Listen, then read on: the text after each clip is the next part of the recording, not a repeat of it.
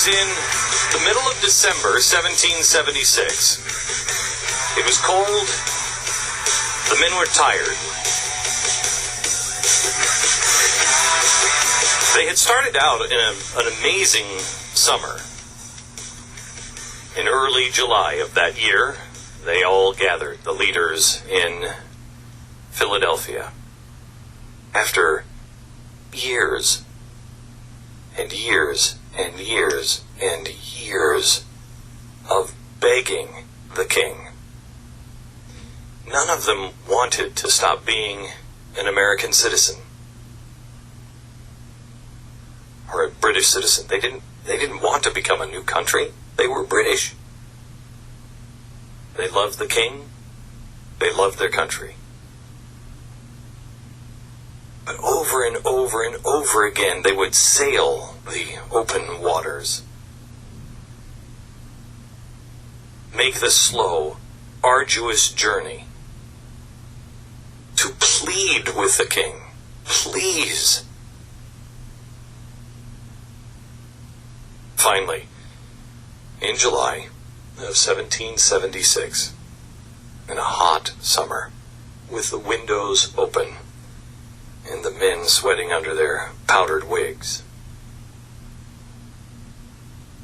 they penned the words, "We hold these truths to be self-evident, that all men are created equal and endowed by their Creator with certain unalienable rights, among them life, liberty, and the pursuit of happiness."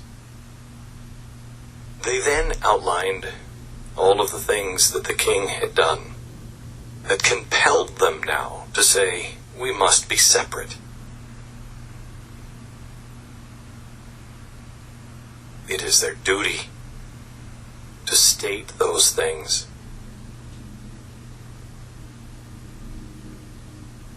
Thomas Jefferson wrote at the end, "And in firm reliance on the protection of divine providence, we mutually pledged to each other our lives, our fortunes, and our sacred honor." It was a moment inspired by God. It was a moment of bravado in many ways. It was done in humility, but they knew they were going to win. And they brought George Washington in. He was going to be the general. George Washington didn't want the job. That summer they had over 20,000 men. Think of that. When we met at the stadium here in Dallas, it was in July. Think how little time has gone by. What were you doing in July?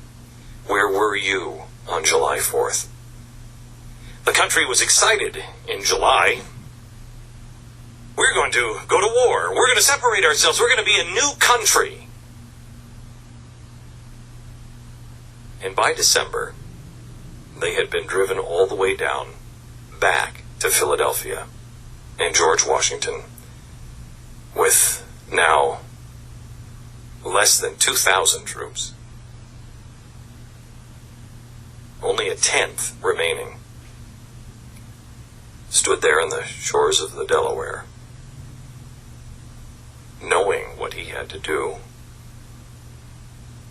but not knowing how he was going to get the men in the boats to turn around and go back into New Jersey, go back to Trenton,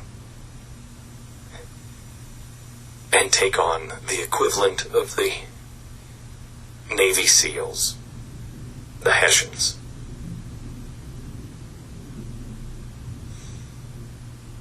At the same time he was wondering that, Thomas Paine was marching with the American men, the farmers that had grabbed their guns over their fireplace and were now marching in the cold, wet, snowy mud. And he was listening to the drums.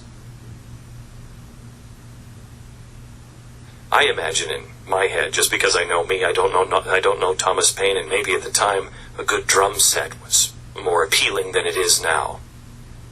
But I've never heard anybody play a drum for very long in a drum solo. Maybe in a Garden de Vida, but I've never heard a drum solo that I enjoyed for more than about a minute and a half. But he had been walking beside the drummer and hearing that guy drum.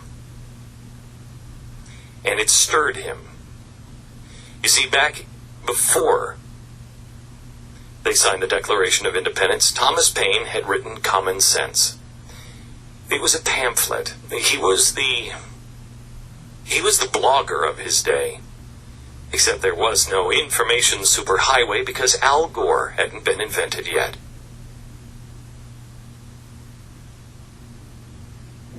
And so what he had to do is he would have to write something out, and then he would go to the printer, and they would put the typeset in one at a time, and then they would print these pamphlets one at a time. And you would go into a store and you would buy it, and they would rip it out of this giant sewed stack of pamphlets. There weren't such things as book covers anymore. Those were far too expensive. If you wanted to have a book cover for it, well, you'd have to put it on yourself. And then you would read it and pass it on to a friend. Common Sense was a short little pamphlet. It just said, hey, come on, you guys, we know this. We know these things. We know the king doesn't have absolute rule over you. We know that he doesn't have a right to do these things. You should be able to chart your own destiny. You should be free. It's your land.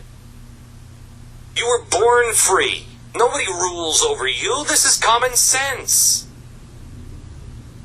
That's what stirred everybody to get into that room and pen the Declaration of Independence and then state life, liberty, and the pursuit of happiness.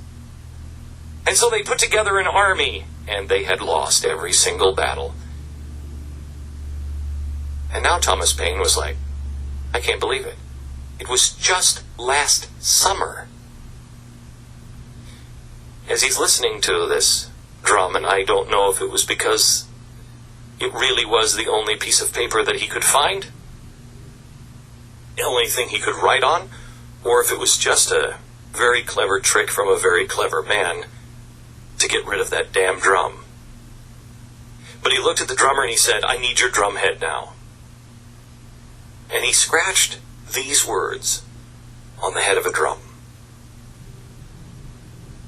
These are the times that try men's souls. The summer soldier and the sunshine patriot will, in this crisis, shrink from the service of their country.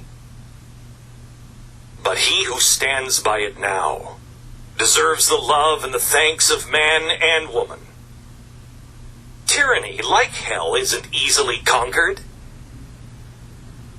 Yet we have this consolation with us, that the harder the conflict, the more glorious the triumph.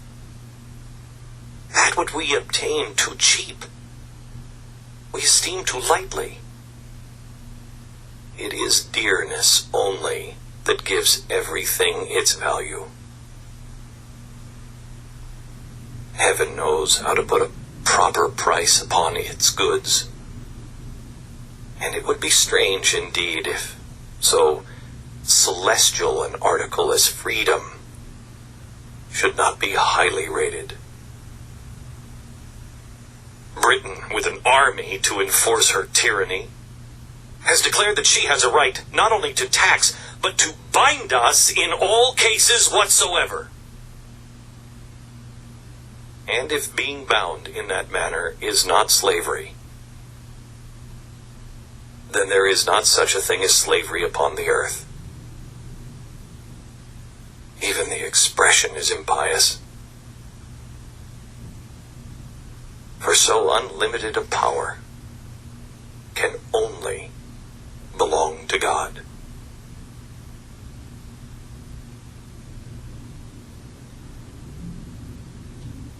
These are the times that try men's souls.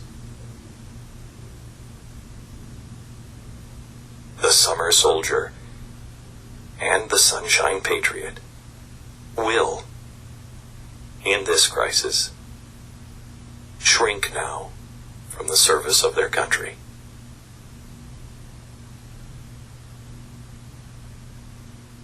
But he now who stands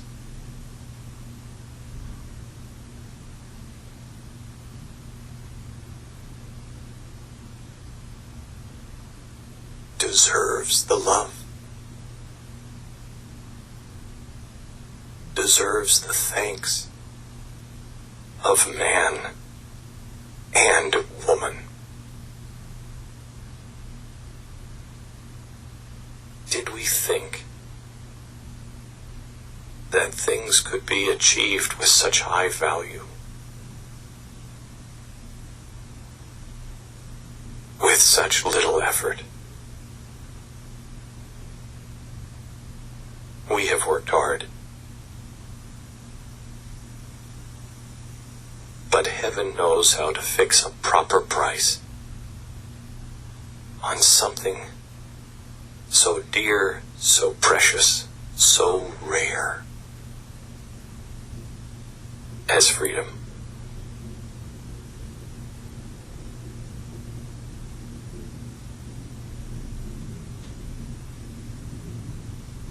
That message was rolled up on the head of a drum, given to a rider. Take this to Philadelphia. Find Mr. Franklin if he's still there. Print it. And find General Washington. It was printed. And it found its way on December 23rd, 1776. On a cold, wet, snowy evening. It was handed to him in a tent that I'm sure was riddled with mud.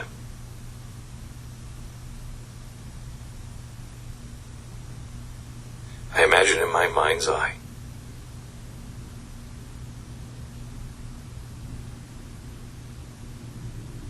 the great giant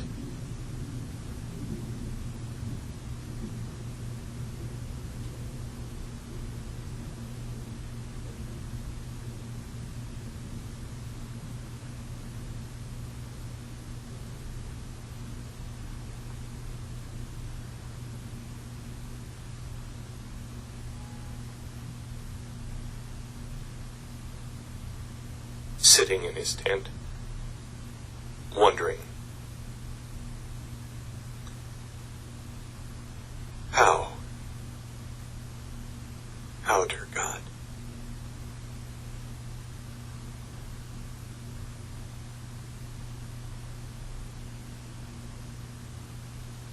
after all that his men have seen, look at them. They are not rich.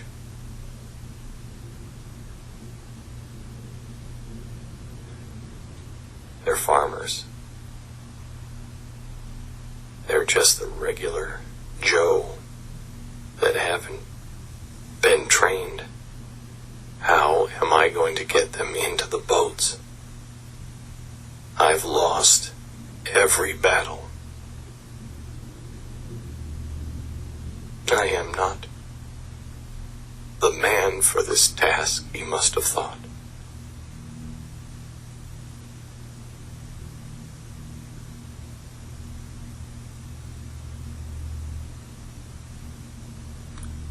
When somebody handed him a missive from Mr. Payne,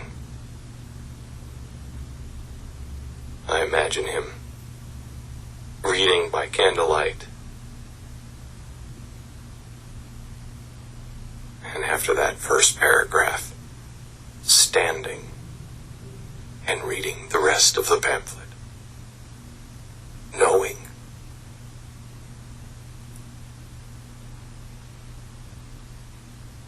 this is the message the men need to hear. That which we obtain too cheap, we esteem too lightly.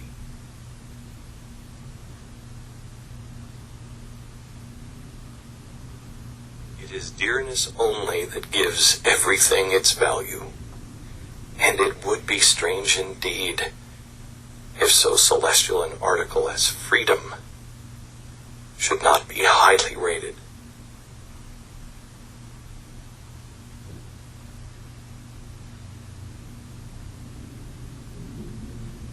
Thomas Paine gave a message at the end. He appealed. You knew these things to be right and righteous and full of common sense. You knew what was true. But the man who is called a deist, a man who believed that God was a watchmaker, who later said there is no God, said at this time that God Almighty will not give up a people to destruction or leave them unsupported to perish. He will not abandon those who have so earnestly and so repeatedly sought to avoid calamities by every decent method which wisdom could invent. Though the flame of liberty may sometimes cease to shine, the coal shall never expire.